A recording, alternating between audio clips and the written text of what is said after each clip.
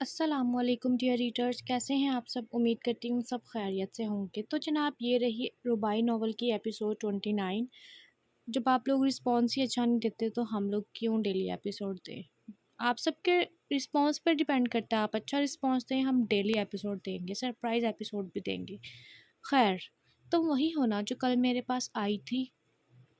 وہ ایک ایک لفظ دانت چباتے ہوئے بولا تھا جب ہیزل کے لبوں پر مسکراہٹ چھلکی تھی۔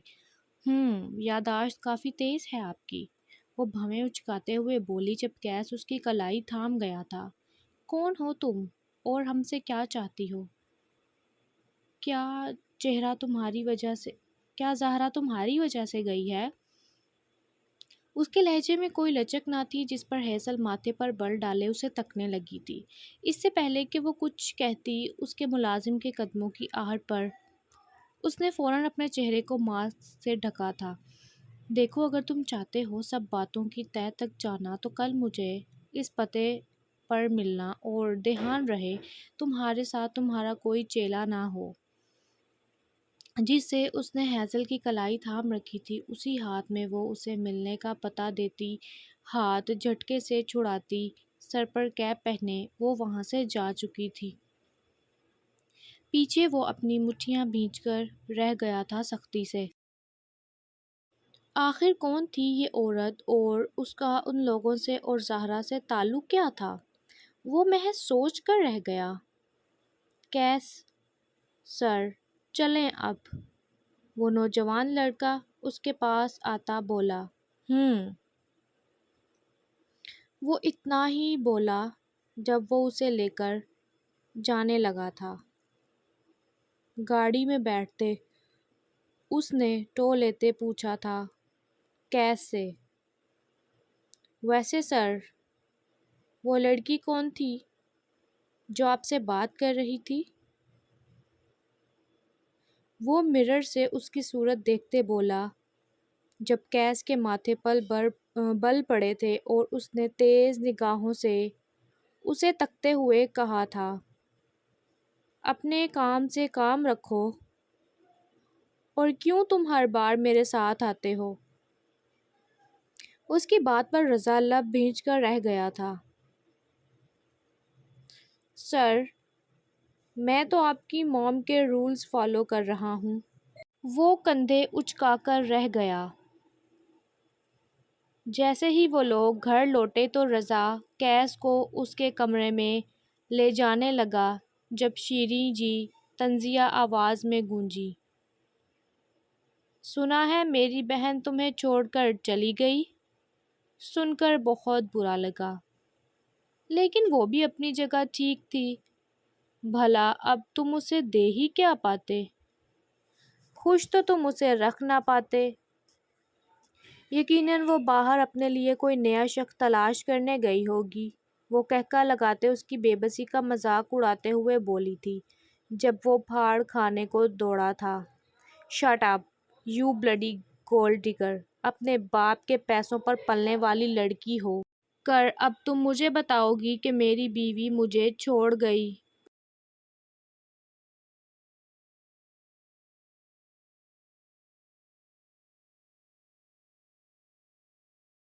شاید تم نہیں جانتی کہ زہرا مجھ سے کس حد تک محبت کرتی ہے۔ بے شک وہ مجھ سے دور ہے مگر میرے دل کے بہت قریب ہے، سمجھی تم؟ اور ویسے بھی دوسروں کا گھر اجاڑنے والی عورتیں آخر کیسے سمجھیں گی؟ تم میں تو خود کے لیے عقل پوری پوری ہے۔ وہ کس کر اس کے منہ پر لفظوں کا جوتا مارتے بولا تھا کہ وہ بلبلا کر رہ گئی تھی۔ جیسے ہی وہ اس پر ہاتھ اٹھانے لگی، رضا نے اسے دور جھٹکا تھا۔ ہاؤ ڈیئر یو، وہ چلائی۔ میڈم، ان کی حفاظت کرنا میری ذمہ داری ہے، اور جو انہیں نقصان پہنچائے گا وہ جان سے جائے گا، بیکاز اٹس مائی ڈیوٹی، وہ کڑے لہجے میں بولا جس پر وہ پیر پٹکتی چیختے ہوئے بولتے وہاں سے چلی گئی۔ اچھا ہوا میری بہن تمہیں چھوڑ گئی، تم اسی لائق ہو، بلڈی معذور۔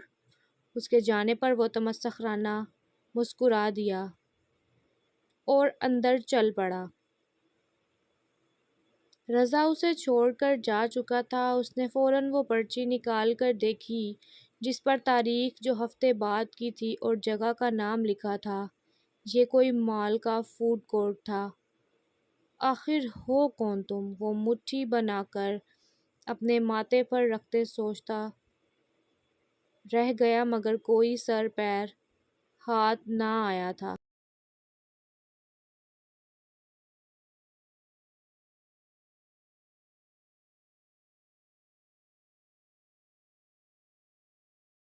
دوسری طرف زہرا کو دیارے غیر آئے 6 دن بیت چکے تھے۔ ادھر آ کر اس نے اپنے آپ کو کام میں غرق کر لیا تھا کیونکہ یہی ایک واحد راستہ تھا خود کو کیس کی یادوں سے نکالنے کا، ورنہ وہ یہ نہ کر پاتی۔ اسے کیس کی یاد پل پل ستاتی تھی۔ وہ کیا بتاتی صنم کو کہ اس نے کیس کو حقیقت سے آگاہ کیوں نہ کیا تھا؟ کرنا چاہتی تھی وہ آگاہ۔ بھلا کیس سے پیارا اسے کوئی تھا؟ اس کے بغیر جینا اس کے لیے سہانے روح تھا۔ جب اس نے کیس کو بتانا چاہا تھا وہ اسے کمرے میں اسے بتانے کے لیے ہی تو گئی تھی، مگر جیسے ہی اس نے بات شروع کی تھی اس کے فون پر کال آنے لگی۔ کیس، میں تمہیں کچھ بتانا چاہتی ہوں۔ تمہارا علاج۔ اپنے بابا کی کال کٹ کر کے جیسے ہی اس نے دوبارہ بولنا چاہا پھر اسے پھپھو کی کال آنے لگی تھی جسے اس نے اچنبھے سے دیکھا تھا۔ کچھ تو غلط تھا۔ آخر وہ اس کو اسی موقع پر کیوں بار بار کال کر رہے تھے جب وہ کیس کو کچھ بتانا چاہتی تھی؟ اس نے مٹھیاں بھینچتے ہوئے سوچا اور نہ چاہتے ہوئے بھی اپنی پھپھو کی کال اٹینڈ کی تھی جب کان کو چیرتی ہوئی آواز فون سے نکل کر اسے درد دینے لگی تھی۔ تمہاری ہمت کیسے ہوئی میرے بیٹے کے سامنے بکواس کرنے کی؟ تمہیں کیا نہیں سمجھایا تھا کہ اس کو کچھ بھی بتانے کی جرات مت کرنا؟ اگر تم نے اس کو سچ بتانے کی ذرا سی بھی کوشش کی تو اپنا انجام یاد رکھنا۔ میں کیس کو بتا دوں گی کہ تم اس سے نفرت کرتی ہو اور ابھی بھی تمہارے دل میں جبران کی ہی محبت ہے، جسے سن کر میرا بیٹا ٹوٹ جائے گا۔ تو کیا یہی چاہتی ہو تم؟ اس کی ماں نے اس کو بلیک میل کرتے ہوئے کہا تھا، جس پر وہ ششدر بھری نگاہوں سے کیس کا چہرہ دیکھنے لگی تھی جو اسی کی طرف دیکھ رہا تھا کہ آخر وہ اسے کہنا کیا چاہتی تھی، کیونکہ اتنی نرمی سے بات کر رہی تھی۔ کیا وہ اس کو سچ بتانے والی تھی؟ کیس جو یہ سوچ رہا تھا اس کی اڑی رنگت دیکھ کر وہ بھی پریشان ہو اٹھا تھا اور زہرا کو پکارنے لگا تھا۔ زہرا، کیا ہوا ہے؟ آخر کس کا فون ہے؟ وہ پریشانی سے بولا تھا مگر اگلے ہی لمحے زہرا نے خود کو پھر سے کھول میں سمیٹ لیا تھا۔ اگر تم نے میرے بیٹے کو کچھ بھی بتانے کی کوشش کی تو انجام کی ذمہ دار تم خود ہوگی۔ نہ ہی میں تمہاری بہن کو خوش رہنے دوں گی اور نہ ہی تمہیں خوش رہنے دوں گی۔ اور اپنے بیٹے کو بھی مجھے مجبوراً ناخوش کرنا ہی ہوگا۔ کیا تم یہی چاہتی ہو کہ کیس ہمیشہ درد میں مبتلا رہے؟ وہ زہرخند مسکراہٹ سے اسے جتاتے ہوئے بولی تھی جس پر وہ ہار گئی تھی۔ اب وہ اور کچھ نہ بتا پائی تھی اس کو اور اس نے فوراً کال کاٹ دی تھی کیونکہ وہ جان گئی تھی کہ اگر اس کے باپ اور پھپھو کو پتہ چل چکا ہے کہ وہ اس کو کچھ بتانے والی ہے تو یہ یقیناً اس کمرے میں کوئی نہ کوئی تو کیمرہ ہے جو اس کی ہر حرکت پر نظر رکھے ہوئے ہے، اور اب جو دھمکی اس کی پھپھو نے اسے دے دی تھی اس کی مجال اب نہیں تھی کہ وہ کیس کو کچھ بھی بتا پاتی۔ بولو نا، کیا ہوا؟ کس کا فون تھا؟ وہ اس کا ہاتھ تھامتے انگلیوں میں انگلیاں پھنساتے بولا، مجھے جانا ہے۔ وہ یہ کہتی اس کا ہاتھ جھٹک کر جا چکی تھی، اس کی ہتھیلی خالی چھوڑے جو اس کی لوٹی قسمت کی طرح خالی رہ گئی تھی۔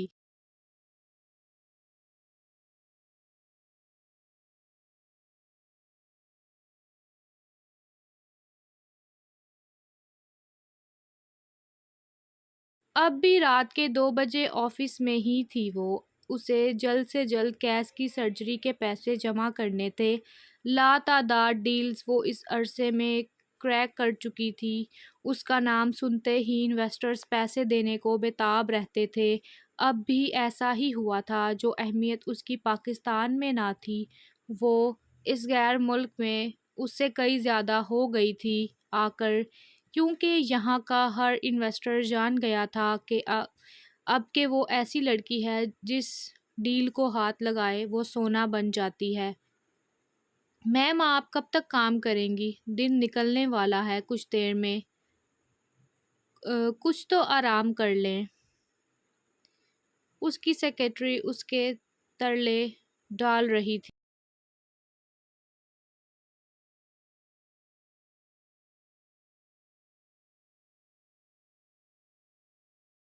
اس کی میم نہ جانے کیا تھی، آخر کون سی سزا دے رہی تھی وہ خود کو۔ ایسا ہی چلتا رہتا تو یقیناً وہ کچھ ہی دنوں میں ہسپتال ایڈمٹ ہو جاتی۔ سیاہ ہلکے پڑ گئے تھے اسے اور پہلے سے کافی زیادہ پتلی ہو گئی تھی وہ۔ تم ٹھیک کہہ رہی ہو اور مجھے جانا چاہیے۔ یقیناً میری وجہ سے تمہیں بھی دیر تک رکنا پڑتا ہے۔ I am sorry. آؤ تمہیں میں ڈراپ کر دیتی ہوں، وہ نینا کو دیکھتے ہوئے بولی، جس پر نینا ہمہائی پشیمان ہوئی تھی۔ نہیں، ایسی بات نہیں ہے میڈم، مجھے آپ کی پرواہ ہے۔ آپ دن سے لے کر رات تک کام میں لگی رہتی ہیں، اور وہ رات بھی کب دن میں بدل جاتی ہے، آپ کو پتہ ہی نہیں چلتا۔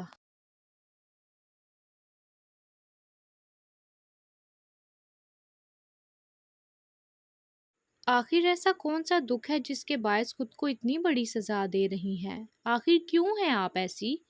کیا تکلیف ہے آپ کو؟ مجھے بتائیں، کچھ تو شیئر کریں۔ آپ اپنے ہی اندر اس درد اور لاوے کو رکھتے خود کو بیمار کر لیں گی۔ وہ اس کے ہاتھ تھامتے ہوئے، جس پر وہ اذیت سے مسکرا دی تھی۔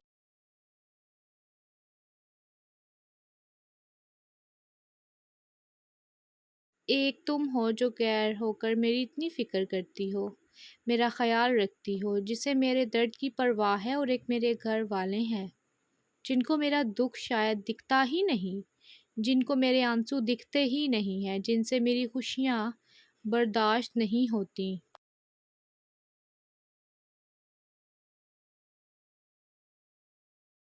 وہ یہ کہتی اس کا کندھا تھپ تھپاتے آگے کو چل پڑی تھی۔ مجبوراً نینا کو بھی اس کے پیچھے بھاگنا پڑا تھا۔ نینا کو گھر ڈراپ کر کے آتے اب وہ آئیفل ٹاور کے سامنے برج پر کھڑی تھی۔ آہ، کاش میں تمہیں بتا پاتی کہ کس حد تک محبت ہے مجھے تم سے، تمہارے نام سے، تمہارے لمس سے، تمہاری نظروں کے حصار سے۔ تمہیں کیوں نہ چاہوں میں، جب تمہیں چاہنے کی کروڑوں وجہ ہیں میرے پاس۔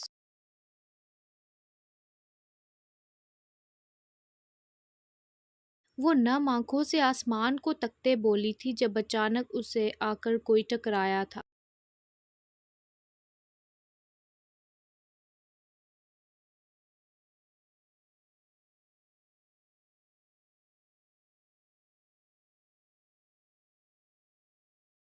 کہ وہ ہڑبڑا کر رہ گئی تھی۔ آہ، سوری مس۔ جیسے ہی مقابل نے اسے سوری کہا تھا، اس نے پلٹ کر اسے دیکھتے اٹس اوکے کہا تھا۔ تم زندہ ہو میری بیوی۔ سامنے ٹکرانے والا شخص اب اسے جھنجھوڑ کر دیکھ رہا تھا، کبھی اس کا چہرہ تھامتا تو کبھی ہاتھ، اور اب اس کی جرأت پر وہ ایسی حیران تھی کہ وہ شخص اب اسے گلے لگا گیا تھا۔ دو پل کو تو زہرا کا دماغ گھوم کر رہ گیا تھا۔ اس شخص نے اسے ہلا کر ہی تو رکھ دیا تھا۔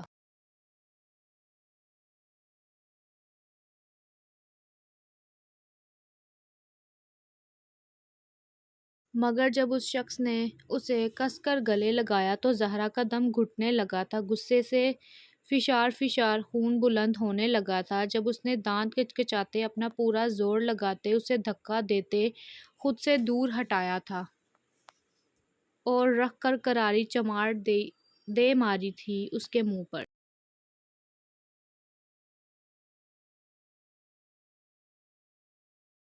تمہاری ہمت کیسے ہوئی مجھے ہاتھ لگانے کی؟ یو چپسٹر، کسی کی بیوی ہوں میں کیا؟ راہ چلتی لڑکی کو اپنی بیوی کہتے ہوئے گلے لگا دیتے ہو؟ وہ گھرا کر بولی تھی، بس نہیں چل رہا تھا کہ اس خوبرو شخص کا منہ نوچ لیتی۔ ایسا کیوں کہہ رہی ہو؟ میں جانتا ہوں میرے رویے نے تمہیں دکھ دیا ہے، اب تو مگر اب ایسا تو مت کہو نا، اگر تمہیں ان ہاتھوں سے نقصان پہنچایا تو سکھی میں بھی نہیں تھا۔ ہر ایک پل اذیت میں گزارا ہے میں نے۔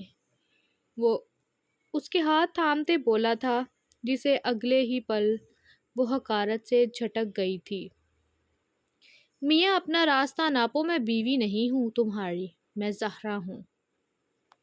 وہ آگ اگلتی بولی تھی۔ نہیں، تم جھوٹ بول رہی ہو، تم میری صنم ہو۔